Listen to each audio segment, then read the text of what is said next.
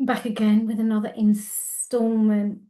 This is actually the only place that I am, shall we say, sharing my face and sharing my voice and, yeah, visible um, about this particular topic, which, to be honest, when I read the messaging out there these days, is making me feel sick. When I read about you're the chosen one now because the stars have aligned, or you know that you're the chosen one when all these things happen for you. You know you're the chosen one because you'll spend more time on your own than you do with other people. Um, this message is just for the chosen one. Like it is really like making me feel sick. And as I'd shared on my Facebook page today, it's actually exhausting trying to be chosen. And more specifically on my Facebook, the share was about how exhausting it is to play God, which is probably a little bit, can be triggering for some people. Um, and I will say that's not a topic that I've ever had or experienced coming out of my mouth before in the context that I'm speaking about it. So it also became a surprise to me that that particular timeline, origin, seed, um, place to come from, I guess. That particular place to come from, and have like more religious perspective around it, um, is huge. Is huge in the sense that, all the messaging around religion suggests that if you're suggests that you have to worship someone that's godlike, right? Suggests that you have to, look up to someone else that's kind of doing better than you or seemingly doing better than you, right? And actually, actually what that does is perpetuate a hierarchical cycle of people finding themselves in a position where they don't feel like they have the power to get out of it because there is no one there to support them or help them or show them a way, or the message, show me the light, right? That sort of stuff, or I've seen the light, all of that kind of, oh, look at this person awakened me. Or I went to a ceremony and the person hosting it brought me back to life, like all that sort of messaging.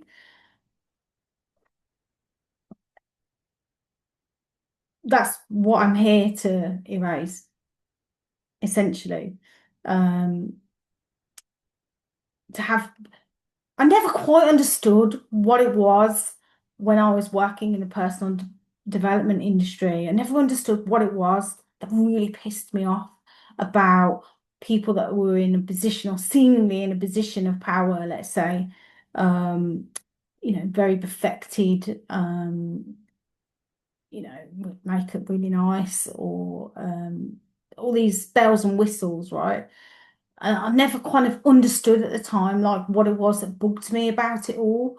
Um, Aside from when you get a view like the opposite side of that, and actually some of these gurus are heavily medicated, which is shocking when you look at like storylines and experiences and stuff, and you think about what people have to do in order to stay on their game, yeah, be seen as godlike, or in order to still stay as the chosen one and to have their audiences pick them or their congregations, right? And you think like when you just look at like what it takes for someone to play that particular role or be in that sort of position, and what it takes from them, what toll it takes on them, it's huge. And I mean, not a lot of people, that's why you'll see a pop star like famous for 2 years and they're not, or you'll see an actor that's like hot off the press, and then all of a sudden they've like gone off the rails, for example. Um, and also why we've ended up with very significant people in our history that have played God in some regard, worked really hard on trying to change a particular maybe narrative or sway a particular political kind of agenda, etc., etc. That's why we have had people in those sorts of positions before, and for whatever reason, they have been incarcerated, um, their health has declined massively, or they're no longer with us and they left this earth early, right? Their body left this earth early. And it's because it's actually really exhausting, trying to be the chosen one, staying as the chosen one in other people's eyes, right? Being in that position of godlike superior, let's say, and never wavering, and the challenging thing about it and what the core message was for today in this particular share was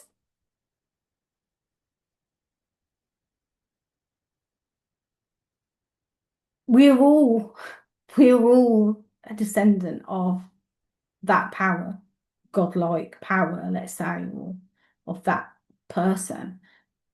We are all a descendant of it. That's my current point of view. That's based on what I've seen, what I've been shown, what I've been gifted a view of, let's say, from original sort of present to present day, from original day to like present day, like of being shown like what actually has happened since people have taken on the role themselves, anointed themselves in a position of godlike powers. I possess these powers, and look at me here, look what I make possible. And how that is actually toppling as well, harshly or not. Like you stay in that position for however long, like it bites you in the ass. Not from just a health perspective, but also, as I've explained with other people, from a life, living fully your life, feeling alive and like really living your life, but also from like a freedom perspective, lots of people that have played with or proclaimed to be godlike or come across as, powerful human beings, and seen as that, right? Um, they've unfortunately been incarcerated for it. And it's like it's not the person, you know, it's harsh or not, like they've assumed that particular role, and other people have gone, actually, I agree, you are really superior, you are really powerful, and you should be admired, praised, pedestaled, let's say, right? And so like it's like a two-pronged thing. It's not like just this person's anointed themselves and that's just, and then they've become famous or known overnight over it. It's like, other people have said, yeah, I'm going to lean on you, like I'm going to believe in you as well. So it's like a two-way street, I guess. And it's like, I guess the biggest message in all of it, always now from what I share and what I will speak up about, um, because the person in me, like playing that godlike role, is no longer here. Yeah. So it's like, what have I got to lose? Harsh or not, right? So, like, I'm always going to speak out about it, and the core message being like, we have the exact same power. Every single living being has the exact same power as someone who lives on the street, someone who lives in a castle, as someone who lives in a council estate, someone who lives in a mansion. Like, we have, no matter the position they currently hold, like we all have that power within us. It's just unfortunate that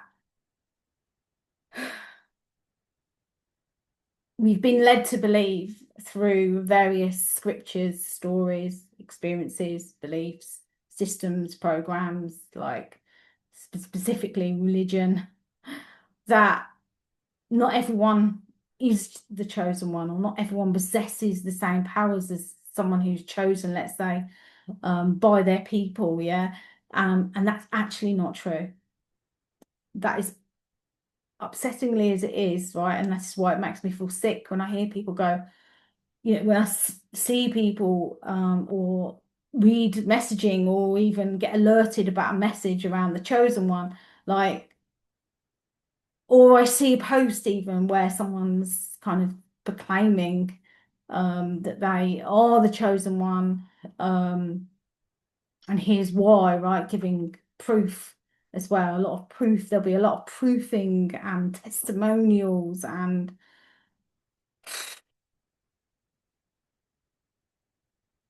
yeah, a lot of pleasing, a lot of work would go into someone saying, I am godlike, I am the chosen one, and here's why. This is what happens for me. There'll be a lot of that, and it's just like there's zero justification, like it is what it is. Like someone in every single living being is as powerful as the next, like, and that's it, period. All right, some people choose to speak up about it more than others. Some people are seen, heard, and understood over it more than others. However, ultimately, that is my belief right now, my current belief, and why I'm, I guess,